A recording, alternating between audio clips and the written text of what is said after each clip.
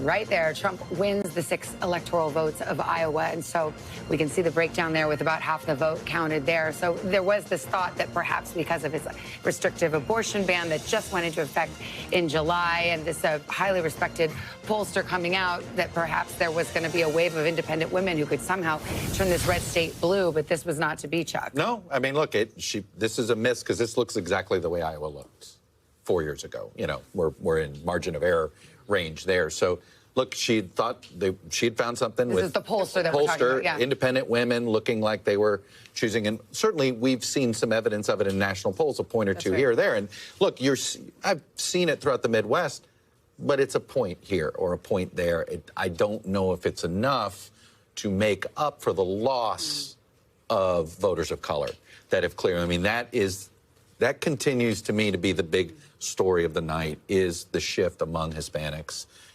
Look, Hispanic voters are swing voters, and I think, you know, what's interesting here is the Republican Party treated them the same way they treated white working class voters. They courted them the same way they treated white working class voters. The Democratic Party has spent a lot of time treating it as an identity group, you know, and you know, whether it's Latinx, which sort of fell flat. And so there's been a lot of hand-wringing about this inside Democratic circles, a real split. Like, you know, it was a total misread sort of by the coastal strategists when it comes to how to target working class voters of color. And I think we're starting to see sort of a working class coalition start to drift to the right. You know, before, Donald Trump had working class whites. Now he's adding working class Hispanics and working class, not necessarily seeing evidence of working class African Americans, right, but adding working class Hispanics. That becomes a very durable majority. Well, another way of saying that is the education gap. Well, it's the same thing. College educated or non-college educated. It doesn't matter your ethnicity. It matters your education. Right. But is it Donald Trump or is it the Republican Party? Or is it the Democratic Party? Okay, meaning, like, I don't, you know, it's the Democrat. It is, first of all, Latino voters in many ways are driven by the same issues.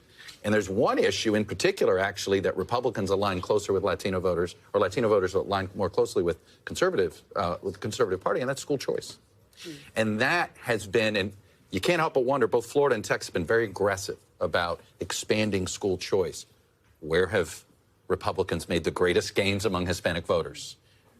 Florida and Texas. So education, the economy, those issues, bread and butter issues, and that is how they talk to them. I'm not saying Democrats weren't, but for the sort of the cultural issues don't play as well with Hispanic voters as they may with college-educated whites or even African Americans. And we saw the Trump campaign hammer some of those issues in ads over and over again. Thanks for watching. Stay updated about breaking news and top stories on the NBC News app or follow us on social media.